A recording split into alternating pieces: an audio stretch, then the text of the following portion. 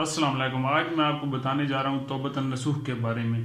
توبہ کہتے ہیں پکی اور سچی توبہ کرنے کو، اور نصوح ایک پرانے زمانے کا آدمی تھا، اس کا نام تھا۔ اس کی جسامت عورتوں جیسی نہ، اس کی مونچھ تھی نہ اس کی داڑھی، نرم و نازک مزاج کا آدمی تھا، تو جس کی وجہ سے وہ کوئی مشقت والا کام تو کر نہیں سکتا تھا، لہٰذا وہ شاہی محل میں ملازمت کے طور پہ رکھا گیا۔ وہاں پہ اس کو اس کام کے لیے رکھا گیا، عورتوں کو نہلانے اور ان کی مساج وغیرہ کرنے کے لیے۔ تو وہاں وہ اپنے کام میں مقبولیت اختیار کر گیا، چونکہ بہت مقبول ہو گیا وہاں وہ۔ تو ایک دن وہ جو کہ شہزادی بھی ادھر اسی محل میں تھی، تو ان کا مساج کرنے کے لیے گیا۔ انہوں نے چونکہ ایک بہت ہی قیمتی ہار پہنا ہوا تھا، تو وہ ہار اچانک سے غائب ہو گیا۔ تو انہوں نے حکم دیا کہ شاہی محل کے تمام دروازے بند کر دیے جائیں اور جتنے بھی ملازمین ہیں ان کی بخوبی تلاشی لی جائے۔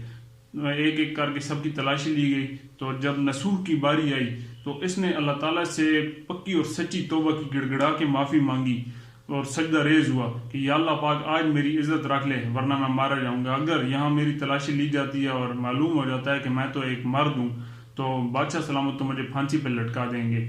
تو اس طرح اس نے ایک پکی اور سچی توبہ کی۔ جب اس کی باری قریب آئی، اس کا نمبر آنے لگا، جیسے ہی اس کی تلاشی لینے لگے، پیچھے سے کسی نے آواز لگائی کہ ہار مل گیا، تو اسے وہاں پہ چھوڑ دیا گیا۔ تو لہٰذا وہ وہاں سے اس نے پکی اور سچی توبہ کی۔ اس کے بعد وہ ایک کسی دور دراز کسی جنگل میں چلا گیا۔ وہاں کی عورتوں نے اسے بہت روکا کہ غلطی ہو گئی ہم سے، اب نہ جائیں، تو چونکہ وہ بہت مشہور تھا اس کام میں، تو لہٰذا وہ خیر نہ مانا۔ اس نے کہا کہ اب میں نے پکی اور سچی توبہ کر لیا۔ وہ کسی دور دراز کسی جنگل میں چلا گیا اور وہاں وہ عبادت گزار ہونے لگا، عبادت میں مشغول ہو گیا بہت زیادہ۔ وہاں سے اچانک ایک آدمی کا گزر ہوا، تو جہاں وہ گاؤں تھا بہت ہی دور، وہاں پہ نہ کوئی کنواں تھا نہ کوئی اس طرح کی کوئی چیز تھی۔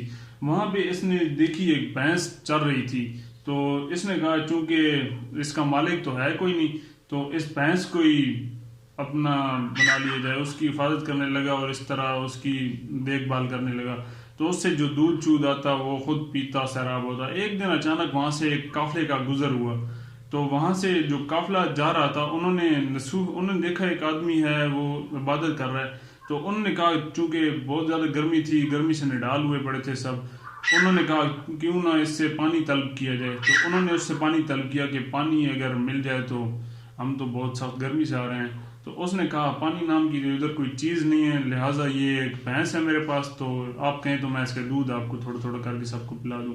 تو اس نے کہا یہ تو بہت ہی اچھا ہو جائے گا اگر اس طرح ہو جائے۔ تو اس نے خیر بہرحال سب کو دودھ پلایا۔ تو جب وہ قافلہ جانے لگا، انہوں نے اس سے راستہ پوچھا، اس نے راستہ بتایا، تو وہ بہت خوش ہوئے کہ چلو آگے کا راستہ بھی معلوم ہو گیا، اور لہٰذا وہ جاتے ہوئے انعام و اکرامات بھی اس سے بہت اچھے خاصے دے گئے۔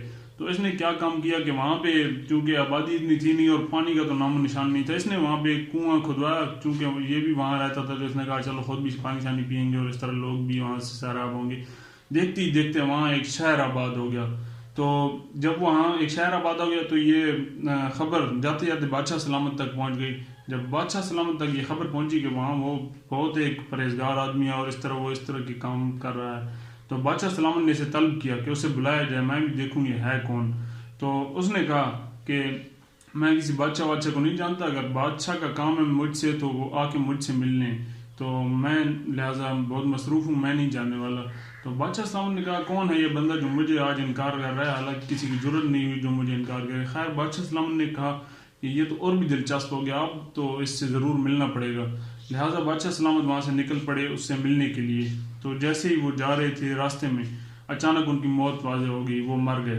تو چونکہ ابھی بادشاہ بھی انہیں اپنی رعایا کے لیے چاہیے تھا، لوگوں کو وہاں کی حکومت کے لیے، تو انہوں نے کہا کیونکہ یہ بہت ایماندار پرہیزگار اور اس طرح کا آدمی ہے، اسے ہی کیوں نہ بادشاہ بنا لیا جائے۔